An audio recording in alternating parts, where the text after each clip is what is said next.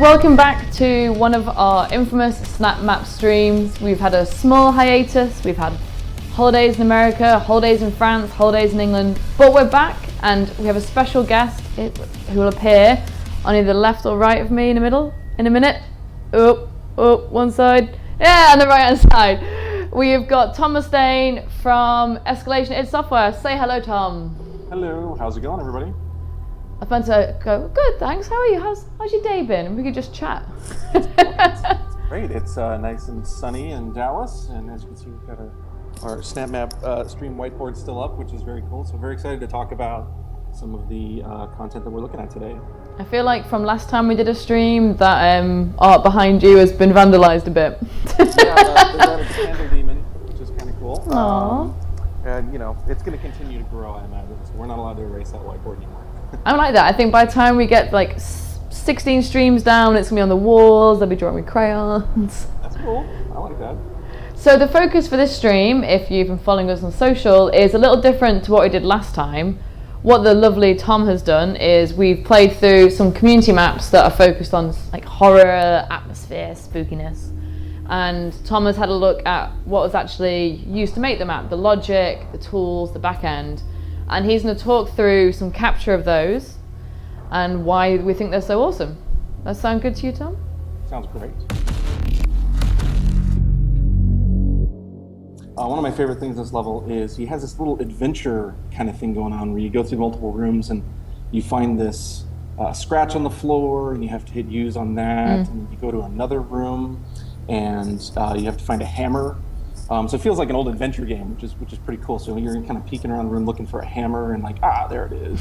And you pick up the hammer. And all this is created in logic, and there's no inventory system for this. So the authors kind of created this stuff using the tools that they have available to them. So, and then you go into this final room and you're supposed to use the hammer on the X marks the spot. So you put an X on the wall, which is not something we invented, it's something he added, and boom, you get your key card. So the logic for that is also pretty straightforward. You see here's this hammer on the ground, he's got a trigger sitting around it.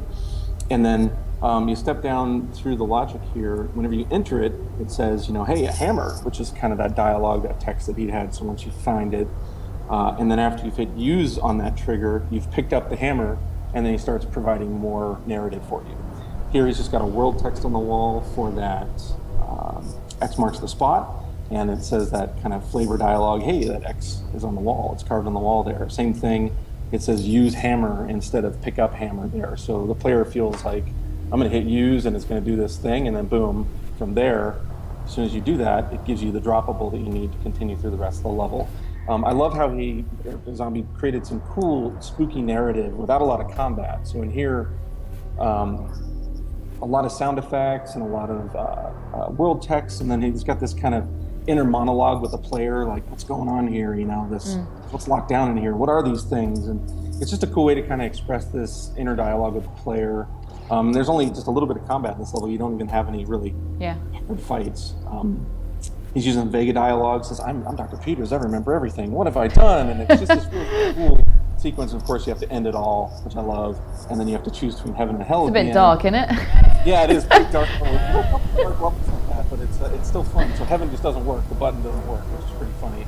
And then you go click on hell, and of course, yep, that's what you get, baby. Hell and... Dr. Peters deserved it. He did some pretty horrible things, to be fair. Yeah, it's some pretty crazy stuff. So in this map, the first line you see is that your wife has left you.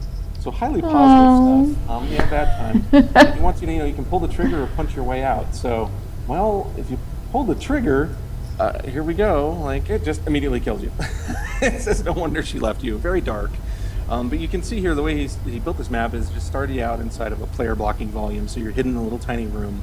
And then it's just checking player input for the fire weapon command. So if you press fire, it just kills the player, which is, you can do that if you want and make kind of a cool narrative sequence like done here. And then it just goes to an end game with the highly uplifting, no wonder she left you message. And then, we're going to rewind this and say, don't pull the trigger. It's kind of cool. It does this throughout the whole map. If you pull the trigger anywhere, you end up dying. So here instead you melee, and now the room disappears, and you see this kind of cool setup. Next up, he has these really cool sequences where he spawns monsters in and disappears them right away, and it's really straightforward. But you get ready for combat, and then boop, it disappears. So, real simple. You've got a box trigger, and then he fires off a hazard to show off a cool, fire effect, and then it's just a matter of showing the monster, and then as soon as the monster is hurt by the fire there, it goes ahead and hides itself. He's also showing him. Yeah, it's pretty cool. He's showing a point of interest there too to put that little thought bubble over your head. Now, this is one of the more fun parts of the level. He's got what I call the sticky container. This is like, this little guy will not leave you alone. It's just a neat little trick.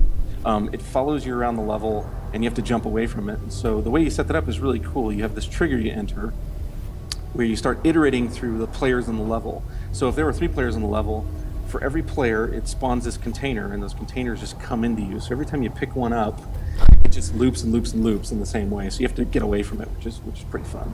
Another piece that he's done this level is really cool from the storytelling perspective. All these kind of spooky containers floating in space. It's like snapshots of memories and time. And they're just props placed in the level in a really interesting way. We hadn't seen a map like this in quite some time. And it's pretty cool to see, kind of these little storytelling. And even some of them he makes appear like that. And that's pretty simple. You just have a trigger that does a show, and you can see it shows the chair and the table and everything. All that's pretty cool. Finally, there's a sequence here that I'd never seen done before in Snap, which is pretty slick. He's got this setup where the monster's blinking in and out and doing damage to you. And if you fight, it doesn't actually, you can't kill him, you just have to kind of wait it out. And so this monster, you never know where he's going to come, where he's going to hit you, and the whole time it's trash talking you about fighting is useless and all this kind of fun stuff. It's a neat kind of piece of the level. So here you can see he's showing the monster, and you see a bunch of logic in various directions. The first thing he's doing is locking the door, so you can't progress, which is obviously pretty straightforward. Next up is whenever the monster's percentage of health gets down 1% plus 99, he says you deserve this. So as soon as you knock him down health a little bit, it starts some trash talk, and then he does it again and again, 97% and more. And then there's a bunch of messages here, fighting is useless. And so he's actually tying those messages to each one of the times you do damage to the monster, which is a pretty cool way to do it, and it keeps the player engaged. So he says, you are nothing, and other highly cool, motivating, dark humor type stuff, but it's still very fun. And then here we've got the timer. This is actually the crux of how you solve this.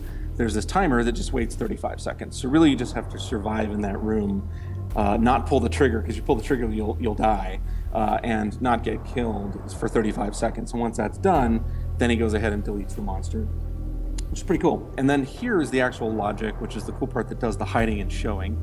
It's got this repeater that starts, and on a random timer between half a second and 1.2 seconds, this repeater is signaled, and it just keeps going on again, and it does it infinitely until this monster is deleted.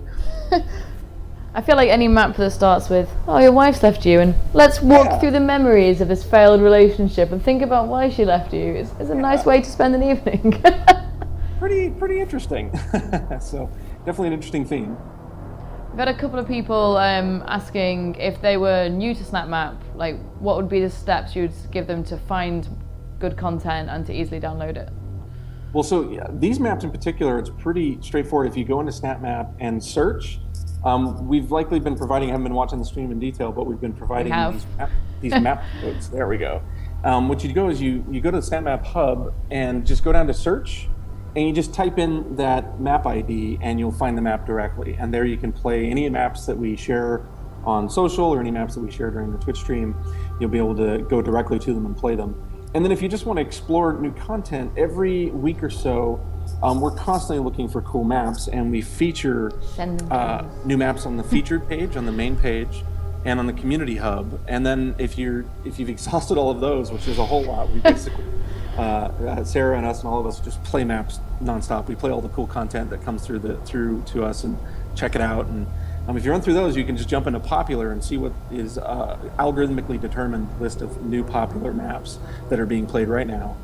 Or just click on newest if you really are feeling brave and you want to. You're feeling very brave to do that.